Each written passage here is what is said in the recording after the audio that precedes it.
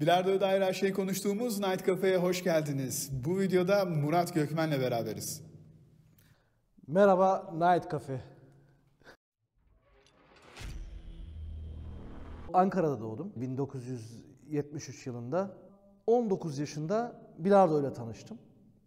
İlk resmi turnuvamda Türkiye Şampiyonası'nda Semih'le final oynadıktan sonra 19 yaşında Türkiye Şampiyonası Antalya'da benim için çok büyük bir tecrübeydi ve orada Türkiye ikincisi oldum.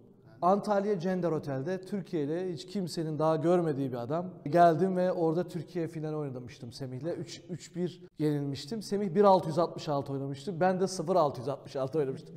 Çok heyecanlanmıştım ama turnuvanın geneli 1.100 falan bitirmiştim. O zamanlar çok yüksek. Ondan sonra bilardo kariyerim başladı. Bir sürü Türkiye şampiyonlukları, bir sürü Türkiye ikincilikleri, üçüncülükleri. 93 ile 2000 arası milli takımdaydım. Ondan sonra 2002 yılında evlenip Almanya'ya yerleştim. 2006-2005 yılında Almanya milli takımına girdim. Birisinde Martin Horn'un arkasında Almanya ikincisi. Öteki turnuvada da Jens Egensen altta resmi milli takıma geldim. Bundesliga oynuyorum şu anda Almanya'da, Vitten'de. Jakob Sorensen, David Christian, Ronny Lindemann, Murat Gökmen ve Volker Barthen çok kuvvetli bir takımımız var. Bilardo hayatıma devam ediyor. Dünya Kupası nasıldı? Atmosferi biraz bize anlatır mısın? 1999-2002 arası Türkiye'de Semihlerle birlikte, Tayfunlarla birlikte, Adnan Yüksellerle birlikte hemen hemen her ülkeye gittim. Semih'le Avrupa Şampiyonalarına gittim. Güzel dereceler yaptım. 2 kere dünya ilk 16'ya girdim. Kodron'u 2 defa yendim gruplarda. Ama çok büyük bir ara vardı. Koronadan önceki sene Belçika ile başladık. Blankenberg'de 4 grup geçtim. Ondan sonra Hollanda Weigl oynadık. Onda da 4 grup geçtim. En sonda Ankara'da oynadık. Onda da 4 grup geçtim ama şeytanın bacağını bir türlü kıramıyorum. Çünkü çok ara verildi. Ara verdiğiniz zaman baktığınızda bilardoyu çok yüksek şekilde görüyorsunuz. Şu anda dünyanın oynadığı ortalamalar, doğrusunu söylemek gerekirse çılgın. 1.600, 1.700 yetmiyor. Yani belli bir yere gelmeniz için. Ama Ankara'yı nasıl buldun, Dünya Kupaları nasıl buldun diye sorarsan bence bir bilardocunun gelebileceği en güzel yer ya. Yani eğer bilardoyu seviyorsan orada oynamalısın ya. Yani çatının en üst tepesi ve orası harika bir şey. Benim söyleyebileceğim bu ya. Harika.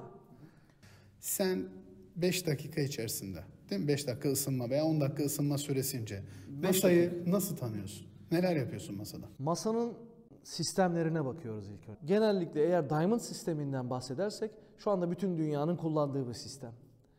Eğer bilardoyu seven birisi varsa ve bilardoyu oynamak istiyorsa eninde sonunda geleceği ve kapısını çalacağı yer burası. Yani sistemsiz gidilmez. Evet, hislerle gidilir ama sistem muhakkak yanında destek kuvvetlisi. Şimdi bizim belirli atışlarımız var. Masayı orada ölçüyoruz. Ne diyoruz? Bu masa 10 puan fazla ya da 5 puan dik ya da 20 puan fazla. Biz de ona göre masayı bütün pozisyonlarda düzenlemek zorundasınız. Sorun ne? 5 dakikada bunu nasıl yapabildiğin, nasıl hazırlanabildiğin ve nasıl fokuslanabildiğin. Ya bazen başarılı oluyorsunuz eğer psikolojikman hazırlamışsanız, bazen de olamıyorsun. İnanın son sayıya kadar bazen masayı anlamadığınız anlar oluyor. İnanın bakın. İleri düzeyde bilardocuya gidin sorun. Bazen 40 sayı bitiyor. Ben çoğundan duymuşumdur. Hiçbir şey anlamadım. Masayı anlayamadım, masayı çözemedim diyor mesela adam. Ama bazen de öyle bir uyum sağlıyorsunuz ki sanki senelerden beri o masada oynuyorsun ve pozisyonlar güzel yürüyor, her şey akışına göre gidiyor, ilerliyor. Ama şunu söyleyebilirim, son ana kadar öğrenmeye devam ediyor masada. Sürekli çalıştığın bir pozisyon geldi. Evet. Ve o sayıyı kaçırdın. Maç esnasında resmi bir maçlık kastediyorum. Evet. Ona takılıp kalıyor musun oyunun içerisinde? Kolay bir sayıyı dünya klasmanında bir oyuncuya kaçırdığında gerçekten çok kızıyorsun.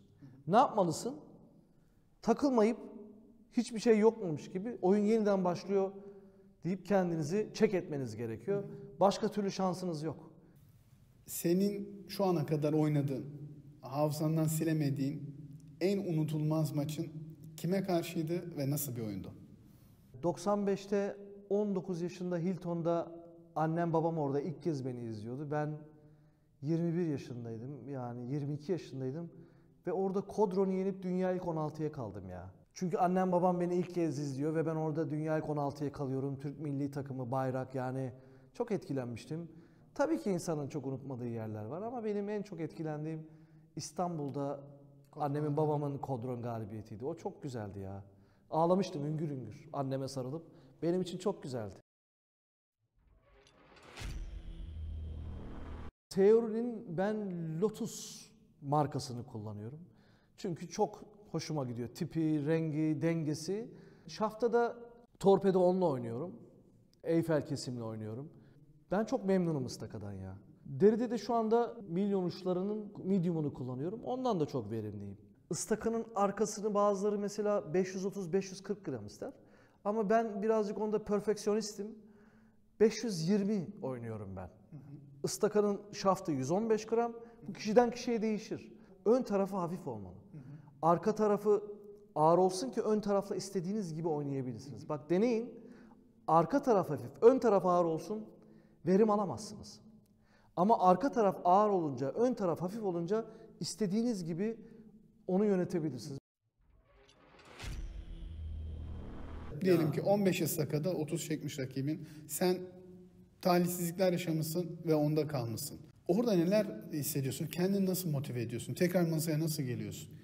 Mesela şöyle diyebilirim. Bir yıldan beri ben bu sene 18 maçtan sadece 2 tane kaybettim. Yok pardon 3 kaybettim. Bir sürü kitap da okuyorum tabii kendimi mental olarak hazırlamak adına. Mesela diyorum ki son ana kadar hiçbir şey bitmiyor. Gerçekten bitmiyor. Acayip geri dönüşler yaşadım.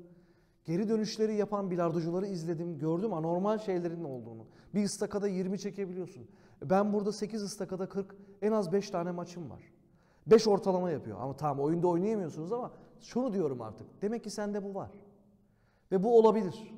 Son ana kadar. Rakip 2 tane boş geçer. 8 tane çekersin. Rakip o zaman panikler diyorum mesela. Panik yapar. Sen yürüyebilirsin. Ama ben size şunu söyleyeyim. Yani realistik bir biçimde. Maçı bıraktığınız an zaten kaybetmiş demeksiniz. Ben kendi adıma, Murat Gökmen adına şunu diyebilirim. Son ana kadar savaşmaya devam ya. Süper. Defansif bir oyuncu musun yoksa ofensif bir oyuncu musun? Saldırmayı seviyorum ya.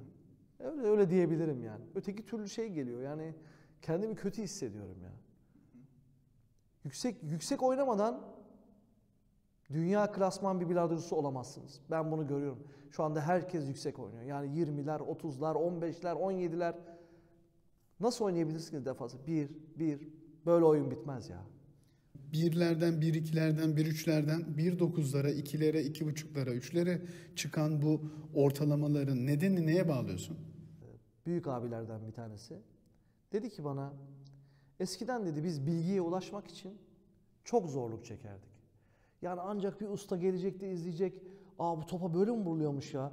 İyi ben de bunu böyle yaparım. Ama şu anda bilgiye çok kolay ulaşabiliyorsun. Triple mi vuracak? 50.000 modeli var. Ha diyor bu daha iyiymiş. Karot mu çözecek? Problem yok. İstediğini yapabilirsin. Şu anda bilgiye çok kolay ulaşılıyor. Mesela ben şu anda 340 tane seri çalışıyorum haftada bir. Dönüyorum inanın bakın. Buradaki insanlar hatta bana deli gözüyle bakıyor. Ama kolay şu anda. Eskiden bu yoktu. Şu anda bence bu. Almanya Ligi'nde Dick Jaspers, Torbjörn Blomdahl, Martin Horn gibi dünya klasmanında oyuncular var. Onlara karşı oynayacağın günde hiç endişe duymadan ya Murat nasılsan çık o şekilde oyna diyebiliyor musun? Geçmişten gelen bir şey var bende. Mesela hiç korku yok ya. Hepiniz belki izlemişsinizdir. Rocky 1'de o çok düşük bir boksörken Apollo Creed'le dövüşüyor ve orada kendisindeki kapasiteyi görüyor. O da çok önemli. Yani kimle savaşıyorsanız oraya ayak uydurmak zorundasınız. Ben öyle düşünüyorum. Ben istiyorum ki hep en iyilerle oynayayım. Beni daha çok açıyor mesela. Sabah 8'den 1'e kadar her gün antrenman yapıyorum. Pazartesi mesela geldiysem 20 pozisyon seri çalıştıysam ertesi gün karot yani defans çözümlerini çözmeye yönelik 20'de 10'dan vurarak böyle dönüşümlü 2 hafta boyunca 400 küsür pozisyon çözüyorum. Sisteme gelirsem evet sistemle oynuyorum öğrenmek zorundasınız. Çünkü karot çözümleri için lazım. Sizin daha kendinizi kuvvetli hissetmeniz için lazım. Aslında sistem nasıl biliyor musunuz? Sırtınıza aldığınız bir torba gibi. Yani içi dolu bir torba gibi ama bence bir şey yok. Yani 13'e vuracaksanız eğer hissiz 13'e vurun olmuyor inanın. Sayı en son o süzmeden geçtikten sonra burada ve burada oturmak zorunda bana göre. Bu tarz kanalları izleyenler, bu tarz videoları izleyen arkadaşların hepsi oyunu nasıl ilerletebileceğini düşünüyorlar. Onlara ne tavsiye edersin? Adamın bilardoyu kalbinde, yüreğinde ve beyninde nereye koyduğunla alakalı. Eğer adam bilardoyu hobi olarak yapıyorsa kardeşim yapsın ve eğlensin. Benim tavsiyem bu. Eğlensin, keyfine baksın. Çünkü bu bilardoyu gerçekten sistemli oynayacağım. Ya hatta liglerde oynayacağım. Ya hatta dünya klasmanlarında oynayacağım dediğinizde, kendinize çıtaları yükselttiğinizde inanın o zaman daha iş sarpa sarmaya başlıyor. Ya benim önerebileceğim şu. Hangi işte bu değil ki sizce? Yani çalışmadan bir yere gelinmek yok. Ne kadar çalışırsanız ister bunun adını Tanrı deyin, ister doğa deyin, ne derseniz deyin size geri veriyor. Şimdi ben buna bakıyorum. Ben diyorum ki ne kadar çalışırsa ve bilardoyu nereye oturtturduysa kafasında ona göre bedel ödemeli. Bedel ödenmeden yok ya. Bir kere çok kaybetmeniz gerekiyor. Ağlamanız gerekiyor. Karşılığı bir gün alacak mısınız? Bana göre çalışırsanız alacaksınız. Bilardo senin için ne anlam ifade ediyor? Tek kelimeyle bir cevap verebilir misin? 30 yıla yakın kendimi bilardoya verdim. Gitmediğim ülke kalmadı neredeyse. Benim için sevda ya. Gerçek sevda yani ben anca böyle diyebilirim. Bırakılacak bir şey değil. Yani bakın Raymond Kölemans'a 80 kaç yaşında bilmiyorum 84 mü? Bu sene 2 defa oynadım onunla bakın. Yani baktım ve aşk gördüm onda ya. Yani o hala bilardoya bakışı, o disiplini, o güzelliği yani önünde eğildim biliyor musunuz? Profesyonel kariyerinle alakalı hedeflerin nelerdir? Eğer profesyonel olarak bakarsak oyuna, her gün antrenman yapmamın sonucu tabii ki insan karşılık bekliyor ve neden diye soruyorsun. İlk önce kendine sor. Neden yapıyor? Sen deli misin? Ben şu anda dünya şampiyonlarına girmeye başladım. Uzun aradan sonra, en az bir 10-15 yıl aradan sonra. İlk hedefim bu önümüzdeki yıllarda Alman milli takımına tekrar girip ya sırtıma Almanya'yı da alıp ondan sonra da dünya kupalarında aktif olarak oynamak istiyorum. Üst düzey oynamak istiyorum ya. Ama üst soru işareti. Neresi bilmiyorum ama korkmuyorum ya. Ancak bunu diyebilirim. Korku yok yani. Devam. İlk 20 var mı? Gönlünden geçiyor mu Murat? İlk 20'ye girmek. Bir şey söyleyeyim mi? Gerçekleşir gerçekleşmez. Onu bilmiyorum. Yemin ederim geçiyor ya. Geçiyor. Evet geçiyor ya. Biz de seni en kısa zamanda ilk 20'de göreceğiz. İnşallah diyorum yani başka bir şey demiyorum. Ama çalışıyorum. Ama neticesi ne olacak bilmiyorum. Bakacağız. Ya son olarak söylemek istediğim sizle ilgili olabilir. Sizle ilgili olabilir. İyi ki buradasınız. İyi ki varsınız. Sizi tanıdığım için çok memnun oldum. Yaptığınız işe çok saygı duyuyorum. Hedeflerinizi bahsettiniz. Sizden çok gerçekleşmesini umuyorum. Bu işe çok büyük katkı sağlayacağınızı umuyorum. Ve ileride çok daha iyi yerlere geleceğinizi umuyorum. Ve YouTube'da tıklamalarını umuyorum. Bu tarz röportajların ve içeriklerin devam etmesini istiyorsanız Night Cafe'yi üye olmayı sakın unutmayın. kendinize iyi bakın. Görüşürüz.